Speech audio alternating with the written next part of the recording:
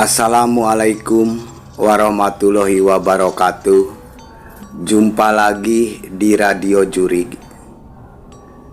Alangkah lebih baiknya yang baru menemukan Radio Jurig, bantu di subscribe dan dipijit tombol loncengnya. Terima kasih. Kali ini Radio Jurig memiliki cerita kisah mistis nyata. Pengakuan pelaku pencuri kain kapan di malam Jumat Kliwon. Semoga cerita ini bisa menghibur teman Radio Jurig semuanya. Sebelum ke ceritanya, alangkah lebih baiknya teman Radio Jurig mendengarkan ceritanya sambil ngopi agar bisa lebih santai. Kita langsung aja ke ceritanya yang memiliki judul Cerita Kisah Mistis Nyata Pengakuan Pelaku Pencuri Kain Kapan pada Malam Jumat Kliwon. Selamat mendengarkan. Kisah mistis nyata pengakuan pencuri kain kapan. Ada semacam kepercayaan segelintir orang yang mempercayai kalau kain kapan orang yang meninggal dunia pada malam Jumat Kliwon bisa dijadikan sarana pesugihan. Karena itulah biasanya mereka yang keluarganya meninggal dunia pada malam Jumat Kliwon itu akan menjaga kuburan almarhum selama 40 hari. Hal ini mereka lakukan demi menjaga agar hal yang tidak diinginkan terjadi pada kuburan almarhum, yang tidak mustahil ada orang yang nekat menggalinya demi untuk mendapatkan kain kapan sang mayat. Secara rasional, orang yang akan berpikir dua kali untuk melakukan perbuatan demikian rasanya mustahil kalau benda itu bisa mendatangkan kekayaan bagi penggunanya. Meski begitu, ternyata masih ada mereka yang nekat melakukannya. Kisah mistis ini dialami oleh inisial Marioto. Sebenarnya Marioto menceritakan tentang pengalamannya, bagaimana nekatnya dia berusaha mencuri kain kapan seorang ibu muda yang meninggal dunia pada malam Jumat Kliwon. Aku nyaris mati konyol dipukuli orang, kata Marioto memulai ceritanya. Sampean yakin kalau kain kapan orang mati bisa dijadikan jimat? Tanya Marioto serius. Yang ditanya tidak segera menjawab karena dia sendiri masih ragu dengan ceritanya itu. Entahlah, aku sendiri belum pernah melakukannya, jawab Kusnan. Lantas dari mana kau tahu cerita itu? Kau ini ngarang ya? Tanya Marioto seraya menepuk bahu Kusnan. Ditanya begitu, Kusnan jadi gelagapan. Benar, aku tidak ngarang kok. Aku mendengar cerita ini dari kakekku. Kakekku pernah bercerita tentang seorang temannya yang tadinya miskin tiba-tiba mendadak jadi kaya raya karena melakukan pesugihan kain kapan. Aku masih ingat saat itu aku diajak kakekku ke rumah temannya itu. Meskipun di kampung, tetapi rumahnya besar dan bagus. Isi rumahnya pun begitu mewah. Semua barangnya berharga. Di belakang rumahnya ada kolam ikan yang sangat luas. Saat pulang, kakekku dibekali teman segepok uang. Aku sendiri kecipratan 100.000. Sumpah aku tidak bohong. Kusnan berusaha meyakinkan Marioto. Cerita Kusnan waktu di warung kopi Mak Ipah itu menambah keyakinan Marioto perihal jimat pesugihan kain kapan itu. Karena sebelumnya dia juga pernah mendengar cerita tentang hal yang sama. Dulu waktu Marioto bekerja sebagai supir bus antar kota. Dia juga mendengar cerita itu. Seorang penumpangnya menceritakan pada Mariotto kalau seseorang tetangganya mendadak jadi kaya lantaran melakukan pesugihan kain kapan. Kisah nyata mistis misteri pencurian kain kapan keramat. Padahal sebelumnya tetanggaku itu cuma berjualan bubur ayam, yaitu bubur ayam keliling. Dia tiba-tiba jadi kaya setelah beberapa hari menghilang. Rupanya diam-diam dia mencuri kain kapan seorang tetangga yang meninggal dunia pada malam Jumat Kliwon. Cerita penumpang itu. Saat itu Mariotto menanggapi dingin cerita penumpangnya itu. Menurutnya penumpangnya cuma iseng aja. Mana mungkin orang bisa jadi kaya tanpa kerja keras, batin Mariotto menjawab. Baginya cerita yang didengar itu sangat tidak masuk akal. Tetapi sekarang saatnya dirinya menganggur karena dipecat dari perusahaannya. Mariotto jadi berpikir lain tentang pesugihan itu. Cerita Kusnan dan penumpangnya itu mulai mengusik benaknya. Kalau cerita itu memang benar, kurasa tidak ada salahnya jika aku mencobanya, batin Mariotto berkata. Singkat cerita, diam-diam Mariotto mulai kasakusuk mencari informasi. Bagaimana caranya melakukan pesugihan bermula dari obrolannya dengan Kusnan, yaitu obrolan di warung kopi Mak Ipah di terminal pasar Tamrin. Sambil sesekali menyeruput kopinya, Kusnan bercerita tentang cara orang menjadi kaya dengan melakukan pesugihan kain kapan orang yang mati pada malam Jumat Kliwon. Dengan menggunakan kain kapan itu, dan yang namanya setan memang ada di mana-mana. Makhluk terkutuk satu ini senantiasa berkeliaran mencari mangsa untuk diajak jadi pengikutnya dengan cara menjerumuskan manusia yang lemah iman. Kali ini yang jadi sasarannya adalah Mariotto. Dia merasa senang bertemu dengan Mariotto yang saat itu sedang goyah imannya. Malam itu entah dari mana tiba-tiba muncul seorang kakek berjubah hitam di hadapan Mariotto yang saat itu sedang sendirian di kamarnya. Kehadiran kakek berjubah tentu saja membuat Mariotto nyaris pingsan saking kagetnya. Dia berteriak ketakutan, tetapi karena dilihatnya kakek berjubah itu tersenyum ramah padanya, rasa takut Mariotto mendadak sirna. Mariotto yang mulanya ingin mengambil langkah 1000 jadi mengurungkan niatnya. Siapa kau?" tanya Mariotto. Kakek berjubah hitam itu tidak segera menjawab. Dia sengaja ingin membuat agar Mariotto jadi penasaran. "Kau lupa padaku, Mariotto?" tanya si kakek sambil tersenyum. "Aku ini adalah kakek buyutmu. Aku tahu saat ini kau sedang kesusahan. Kau sudah lama menganggur, bukan?" tanya kakek berjubah itu. Mariotto mengangguk. Sang kakek kembali tersenyum. "Karena itulah aku sengaja datang menemuimu. Aku ingin menolongmu," ujar sang kakek yang tak lain adalah jelmaan iblis yang sedang menjalankan siasatnya untuk menjerat Mariotto. Mariotto tertegun. "Benar kakek mau menolongku?" tanya Mariotto serius. Kakek berjubah itu mengangguk.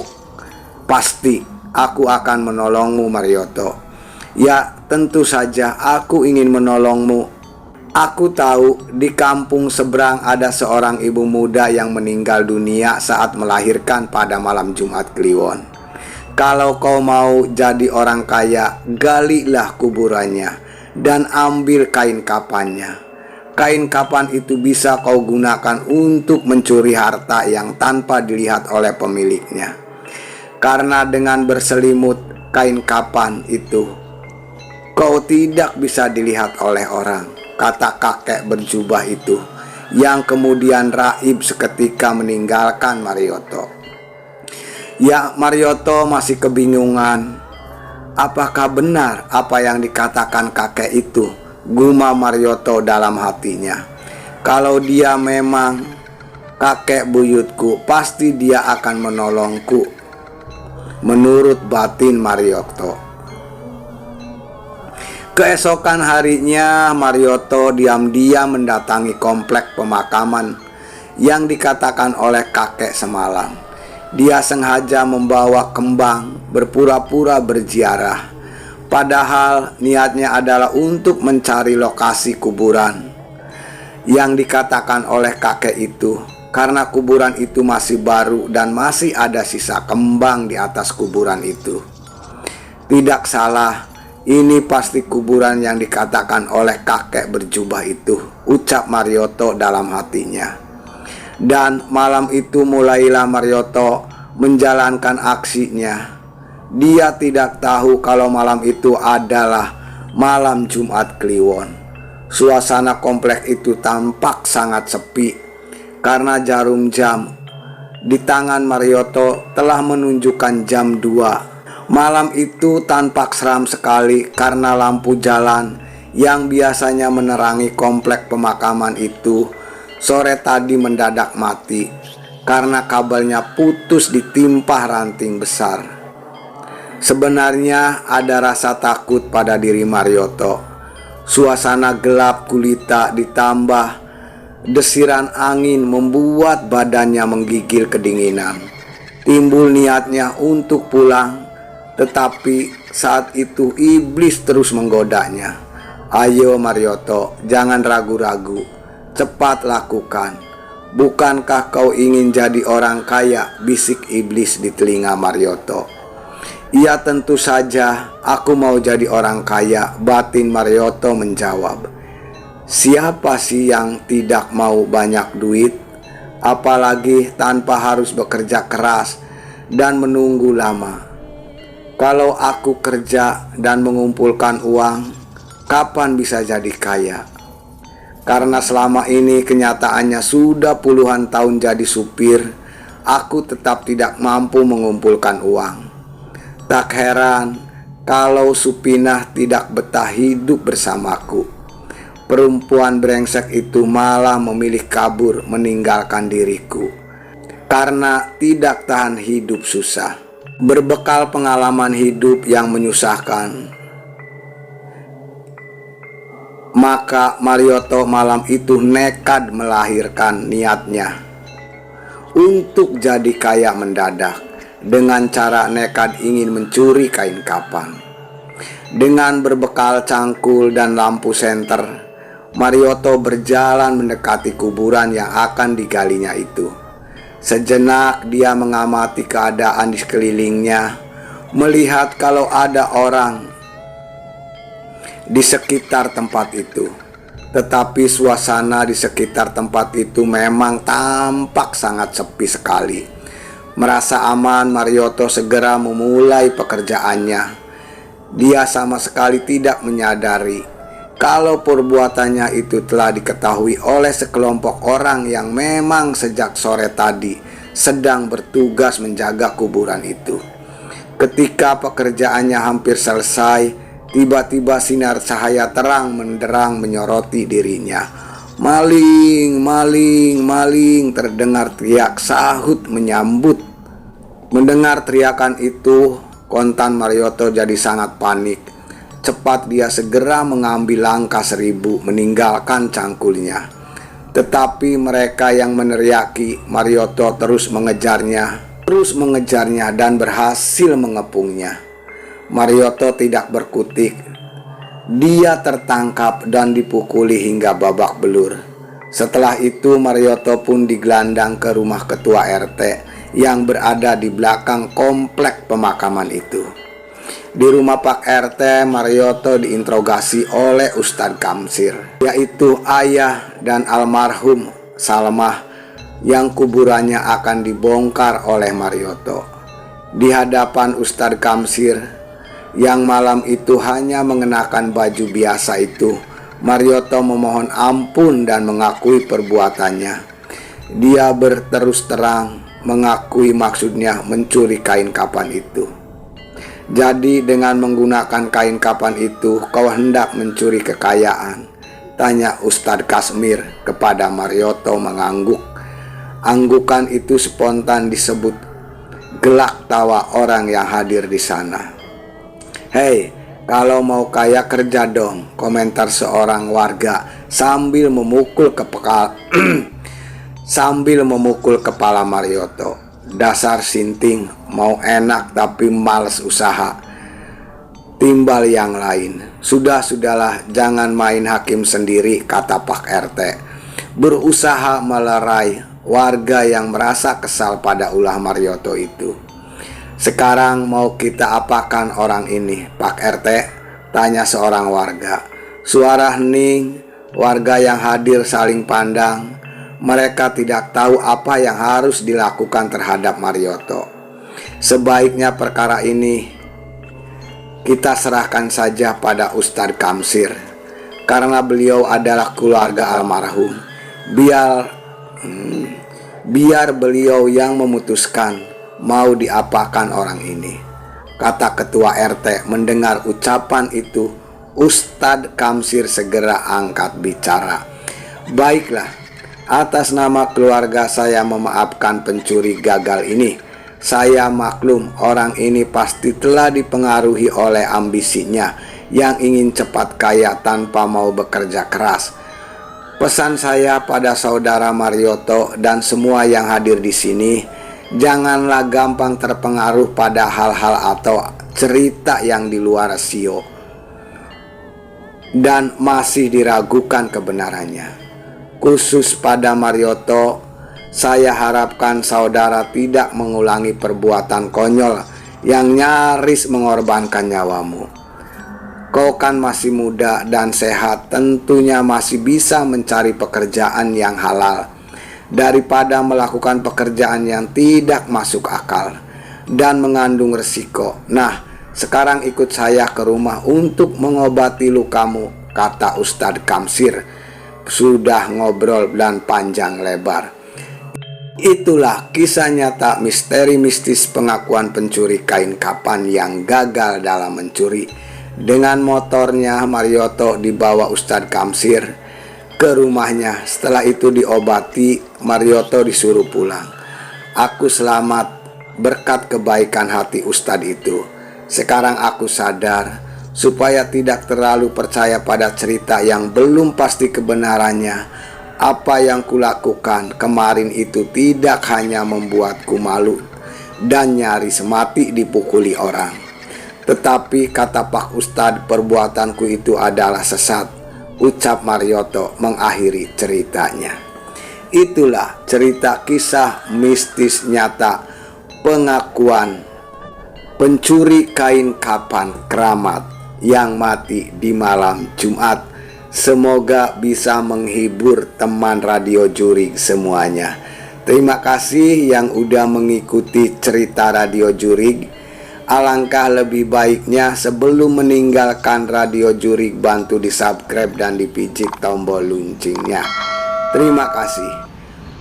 Buat teman Radio Jurig semuanya, selamat beraktivitas dan tetap semangat. Hantu itu ada.